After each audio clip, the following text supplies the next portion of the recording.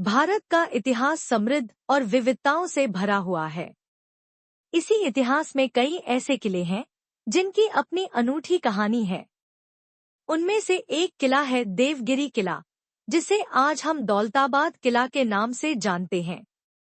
यह किला न केवल अपनी ऐतिहासिकता के लिए प्रसिद्ध है, बल्कि यह भारतीय सैन्य, राजनीतिक और सांस्कृतिक धरोहर का एक अभिन्न हिस्सा भी है। आज हम आपको देवगिरी किले की पूरी कहानी के माध्यम से उसकी गौरवमय यात्रा, महत्वपूर्ण घटनाएं और किले के अंदर की कार्यप्रणाली को समझने का प्रयास करेंगे। इस किले की यात्रा में हम जानेंगे कि कैसे देवगिरी किला शाही परिवारों के लिए एक सैन्य गढ़ और प्रशासनिक केंद्र बना, और कैसे यह किला भारतीय इतिहास के कई महत्वपूर्ण मोड़ों का गवाह बना। तो चलिए शुरू करते हैं। पार्ट 1। भारत भूमि पर अनगिनत किले हैं। हर किला अपने भीतर इतिहास के ऐसे पन्ने छुपाए बैठा है जो समय के साथ धुंधला हो गया है। लेकिन कुछ किले ऐसे हैं जिनका नाम लेते ही इतिहास, वीरता, छल, सत्ता और रहस्य सब एक साथ जीवित हो उठते हैं। ऐसा ही एक दुर्ग है देवगिरी, जिसे आज हम दौलताबाद के नाम से जानते हैं। यह कोई साधारण किला नहीं है। यह उस भारत की कहानी कहता है जो आज भी पूरी तरह समझा नहीं जा सका। देवगिरी की धरती पर पहला पत्थर महाराष्ट्र की धरती पर औरंगाबाद से लगभग 16 किलोमीटर दूर सह्याद्री की पर्वत श्रृंखलाओं के बीच स्थित है यह किला। यह किला किसी समतल जमीन पर नहीं बना, बल्कि एक विशाल पहाड़ी को ही काट काट कर उसे दुर्ग में बदला गया। यह वह समय था जब भारत की धरती पर स्थानीय राजाओं का शासन था। दक्षिण भारत के यादव वंश का उदय हो रहा था, और तब एक राजा ने इस ऊंची पहाड़ी पर एक ऐसे किले की नींव रखी जो आने वाले सैकड़ों वर्षों तक अपराजेय बना रहेगा। यह राजा थे भिल्लमराज यादव। यादव वंश की स्थापना 12वीं शताब्दी के उत्तरार्ध में यादव वंश का उदय एक शक्तिशाली दक्षिण भारतीय साम्राज्य के रूप में हुआ। इनका मूलतः झुकाव धर्म, शिक्षा, स्थापत्य और सैन्य शक्ति की ओर था। भिल्लमराज ने जब देवगिरी को राजधानी बनाया, तब यह न केवल प्रशासनिक केंद्र बना, बल्कि सांस्कृतिक, व्यापारिक और धार्मिक दृष्टि से भी अत्यंत महत्वपूर्ण हो गया। उन्होंने किले को एक चमत्कारी ढंग से बनाया। इसकी रचना किसी सामान्य किले जैसी नहीं थी। ये किला एक पहाड़ था जिसे अंदर से खोदकर, काटकर, घिसकर एक अजेय किले में बदला गया। देवगिरी की वास्तुकला, देवगिरी किले की रचना भारतीय सैन्य इंजीनियरिंग का एक अद्भुत उदाहरण है।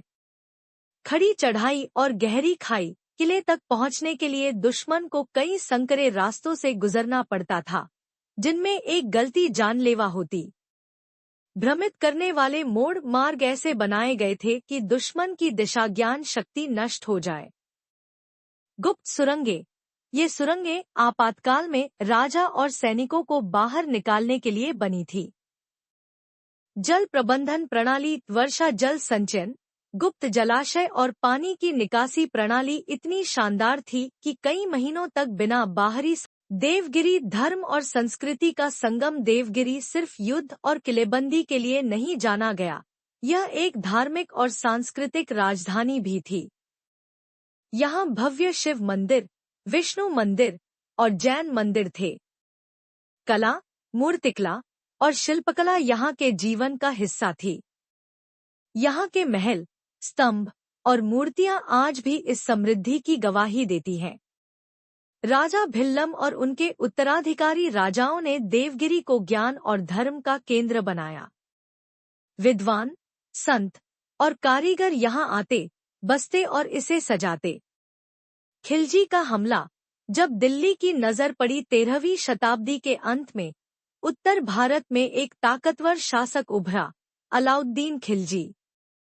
दिल्ली सल्तनत का यह सुल्तान अपनी सत्ता दक्षिण तक फैलाना चाहता था। देवगिरी उसे सोने का थाल नजर आया। 1296 में अलाउद्दीन ने देवगिरी पर चढ़ाई कर दी। यादव राजा रामचंद्र को इस आक्रमण की कल्पना भी नहीं थी। देवगिरी की मजबूत दीवारों ने भरपूर प्रतिरोध किया, लेकिन अंततः शत्रु भीतर घुस आया। हालांकि यह कोई पूर्ण जीत नहीं थी। रामचंद्र ने अलाउद्दीन के सामने आत्मसमर्पण किया और समझौता हुआ। देवगिरी का यादव साम्राज्य खिलजी की अधीनता में आ गया। मोहम्मद बिन तुगलक और राजधानी का स्थानांतरण सबसे चौंकाने वाला अध्याय तब आया जब दिल्ली के तुगलक वंश के शासक मोहम्मद बिन तुगलक ने 1327 में दिल्ली से अपनी राजधानी देवगिरी स्थानांतरित कर दी। हाँ, आपने सही सुना। पूरा प्रशासन, मंत्रिमंडल, सैन्य विभाग, खजाना सब दिल्ली से देवगिरी लाया गया और देवगिरी का नाम बदल दिया गया दौलताबाद। कहा जाता है कि इस निर्णय ने दिल्ली और दौलताबाद दोनों की कमर तोड़ दी। लोग इस सफर में मर गए, प्रशासन ठप हो गया और दौलताबाद राजधानी के लिए तैयार नहीं था। कुछ ही वर्षों में तुगलक को अपनी भूल का एहसास हुआ और राजधानी फिर से दिल्ली लौटी। लेकिन देवगिरी का नाम अब हमेशा के लिए दौलताबाद बन गया। बहमनी और निजामशाही का युग 15वीं और 16वीं शताब्दी में दौलताबाद पर बहमनी सुल्तानों, फिर अहमदनगर की निजामशाही का आधिपत्य रहा। यहाँ अनेक युद्ध हुए, कभी बीजापुर, कभी गोलकुंडा, कभी विजयनगर के विरुद्ध। निजामशाही शासक मलिक अंबर ने इस किले को पुनः सशक्त किया। उसने मराठा योद्धाओं को एकत्र कर मुगलों को रोका और शिवाजी के पिता शाहजी के साथ मुगल अधीनता और औरंगजेब का शासन 17वीं शताब्दी के अंत में मुगल सम्राट औरंगजेब ने दक्षिण भारत में अपने विजय अभियान के दौरान दौलताबाद पर कब्जा किया। यह किला एक बार फिर उत्तर के एक सुल्तान के अधीन आया। औरंगजेब ने यहाँ लंबे समय तक शासन किया और इसे सैन्य छावनी में बदला। मराठों की वापसी 18वीं शताब्दी में मराठा साम्राज्य का उत्थान हुआ। छत्रपति शिवाजी महाराज की रणनीति, छापामार युद्ध नीति और तेज गति ने मुगलों को कई बार मात दी। हालांकि शिवाजी दौलताबाद को केंद्र नहीं बनाए, परंतु उनके सेनापतियों ने यहाँ नियंत्रण बनाए रखा। ब्रिटिश युग और उपेक्षा अंततः 19वीं शताब्दी में ब्रिटिश ईस्ट इंडिया कंपनी ने पूरे भारत पर नियंत्रण कर लिया। दौलताबाद अब एक छाया मात्र बन चुका था, न राजा, न युद्ध, न वैभव। ब्रिटिशों ने इसे एक किले के रूप में संरक्षण नहीं दिया, बल्कि उपेक्षा की। आज का दौलताबाद किला एक ऐतिहासिक धरोहर है। भारतीय पुरातत्व विभाग द्वारा संरक्षित यह किला हर साल लाखों पर्यटकों को अपनी ओर आकर्षित करता है। कई लोग इसकी गुफाओं, भूल भुलैया जैसे रास्तों और गुप्त सुरंगों को देखने आते हैं। यह किला अब भी अपनी कहानियां चुपचाप सुनाता है। यादवों की शक्ति, खिलजी की चतुराई, तुगलक की भूल, निजामों का प्रतिशोध। दौलताबाद सिर्फ एक किला नहीं था, वह एक जिंदा पहाड़ी थी। एक ऐसी पहाड़ी जो सांस लेती थी, लड़ती थी और दुश्मन को भ्रमित कर देती थी। आइए अब उस रहस्य में प्रवेश करें जो इस किले को भारत का सबसे रणनीतिक और चमत्कारी किला बनाता है। पहाड़ी के भीतर किला देवगिरी किले की सबसे अनोखी विशेषता थी इसकी संरचना। यह किला जमीन पर नहीं था, बल्कि एक मोनोलिथिक हिल यानी एक ही पत्थर की पहाड़ी को तराशकर बनाया गया था। इसका मतलब था कोई भी शत्रु तोप या पत्थरों से इस किले की दीवारों को तोड़ नहीं सकता था।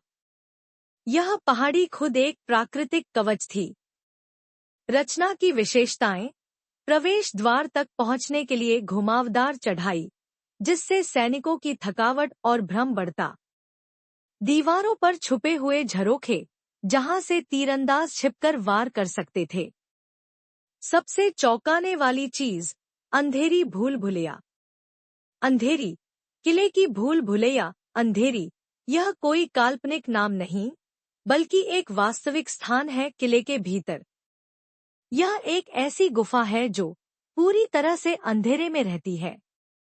इसमें एक बार जो प्रवेश करता, यदि मार्ग नहीं जानता, तो कभी वापस नहीं आता। इस भूल भुलैया के अंदर रास्ते 2 नहीं 10 होते हैं। कहीं जमीन फिसलती है, कहीं सीढ़ियां गहराई में गिरती हैं, और कहीं कहीं जानबूझकर मौत का रास्ता बनाया गया है। राजा की आज्ञा थी, यदि कोई दुश्मन अंधेरी में प्रवेश करे तो वह बाहर न निकल सके। सैनिक ऊपर से गर्म तेल, पानी या रेत फेंकते। इसलिए कहा जाता था, देवगिरी में प्रवेश तो आसान है, लेकिन बाहर आना नामुमकिन। किले के हिस्से और संरचना। देवगिरी किला केवल एक दीवार नहीं था, यह एक पूरे नगर की रक्षा प्रणाली थी। आइए इसकी मुख्य संरचनाओं पर नजर डालते हैं। महाकोट, बाहरी दीवार, 4 दीवारी जिसमें कई विशाल द्वार थे, जैसे मेहताब गेट, होलकर दरवाजा, कंधार दरवाजा। चांद मीनार, 210 फीट ऊंचा मीनार, जिसे 1435 में बनाया गया। यह किले का दृश्य चिन्ह था। बारादरी महल, राजा के सभा व निवास हेतु।